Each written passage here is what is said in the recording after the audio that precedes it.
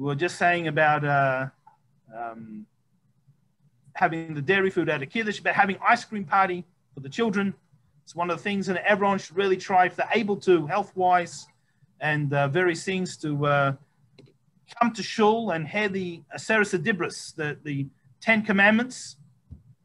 There's another custom that we have, and that's to try and stay up all night, the first night of Shavuos, studying Torah. How did that custom come about? Well, we'll digress. We're sort of running out of time because we were cut off, but we'll try and squeeze it in. So just to digress to explain the concept, I'm sure everyone's had this experience, deja vu, right?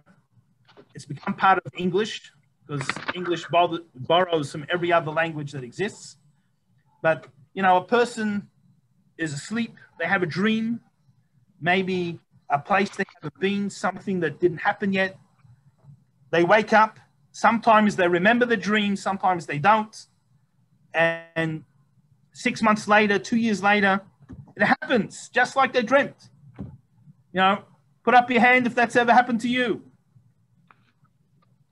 Yeah, I'd be surprised if it's not everybody. So how can it happen? How can you dream about a place that you've never been to before or something that didn't happen yet? So the answer is our soul.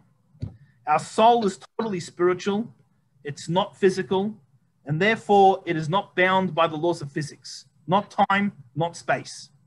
When our soul is enclosed in our body is physical and therefore bound by laws of physics, can only be in one time and one place at once. So our consciousness, which is our soul, can also only be in one time, one place.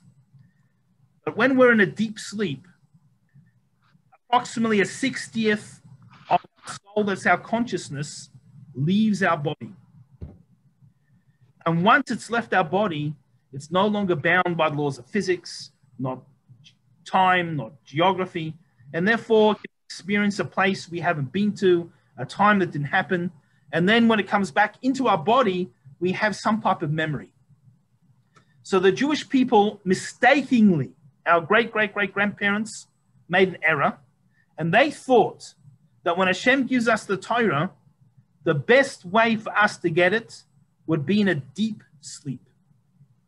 And that way, our souls will not be totally bound by the laws of physics, and it'll be a great experience. We could have an even greater connection to Hashem and get the Torah, whatever that's going to be.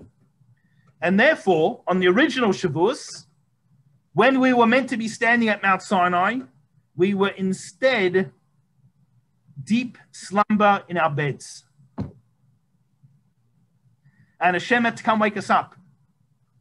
And of course, once we got the Torah, we found out that the Torah is about mitzvahs, physical actions, actually doing things. So it involves being awake, being involved. So to make up for that mistake and to emphasize the lesson learned, we stay up the night of Shavuos. So not everyone can make it through the whole night, but we should try and stay up a little bit, at least later than usual. Of course, utilize the time well. There's plenty of things you can download in English if need be to study, and can be an incredible evening. Anyway, we've run out of time, so we'll wish everyone an incredible Yom Tov. You should really experience the giving of the Torah all over again, and it should be the most wonderful and uplifting and meaningful experience. And so those who need to go, we're not going to hold you, but if anyone has questions, I'm happy to stay a bit longer.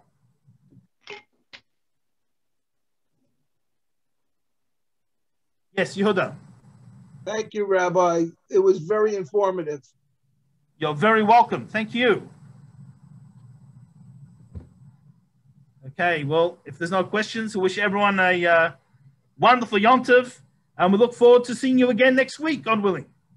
Thank you. Thank you, Rabbi. Good Yom Have a Tov. wonderful Yom Tov. Thank you, Rabbi. Well, Yom Tov, I just want to mention one thing. If anyone is not able to go to shul, it would be advisable for them to recite at home the 10 Commandments. They can read it from a regular Chumash. And also, additionally, if someone is not going to shul, they can say Yizkar. You don't need a minyan to say Yizkar.